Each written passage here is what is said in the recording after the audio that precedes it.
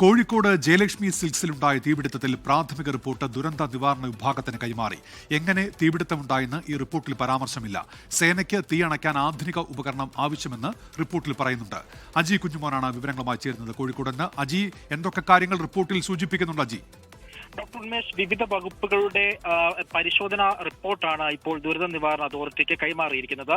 Electrical inspector അടക്കമുള്ള വകുപ്പുകളുടെയും ഒപ്പം തന്നെ ഫയർഫോഴ്സിന്റെയും മറ്റ് വകുപ്പുകളുടെ ഒക്കെ തന്നെയും ഫോറൻസിക്കിന്റെ അടക്കമുള്ള റിപ്പോർട്ടുകൾ കൈമാറിയിട്ടുണ്ട്. ഇതിൽ പ്രധാനമായിട്ടും എങ്ങനെയാണ് ഈ തീപിടുത്തം ഉണ്ടായത് എന്നതിനെ കുറിച്ച് പരാമർശിച്ചിട്ടില്ല.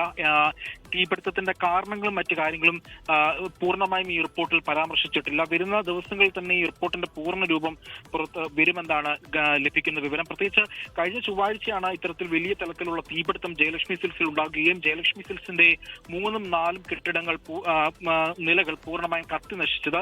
വലിയ കോടിക്കണക്കിന് രൂപയുടെ നാശനഷ്ടം ജയലക്ഷ്മി സിൽസിന് ഇതുമായി ബന്ധപ്പെട്ട് ഉണ്ടാകുകയും ചെയ്തിരുന്നു. തുടർന്ന് നടത്തിയ ഫോറൻസിക്കും ഒപ്പം തന്നെ മറ്റു വകുപ്പുകളും നടത്തിയ കൃത്യമായ പരിശോധനാ റിപ്പോർട്ടാണ് ഇപ്പോൾ ദുരന്ത നിവാരണ സമിതിക്ക് കൈമാറിയിരിക്കുന്നത്. ഈ സമിതിയിൽ നിന്നാണ് ഇപ്പോൾ നിർണായകമായ ഈ വിവരം പുറത്തു വരുന്നത്. അതായത് എങ്ങനെയാണ് ഈ തീപിടുത്തം ഉണ്ടായത് എന്ന കാര്യം ആ റിപ്പോർട്ടിൽ പ്രധാനമായും പരാമർശിച്ചിട്ടില്ല. ഡോക്ടർ ഉന്മേഷ്. ശരി, അജി കുഞ്ഞുമോനാണ് വിവരങ്ങൾ നൽകിയത്. ലോകത്തെവിടെയായാലും ഏത് സമയത്തും 24 വാർത്തകളും ഓഗ്മെന്റഡ് റിയാലിറ്റി പാക്കേജുകളും എക്സ്പ്ലെയിനറുകളും വിശദമായി കാണാൻ ഞങ്ങളുടെ യൂട്യൂബ് ചാനൽ നിങ്ങൾക്ക് സബ്സ്ക്രൈബ് ചെയ്യാം.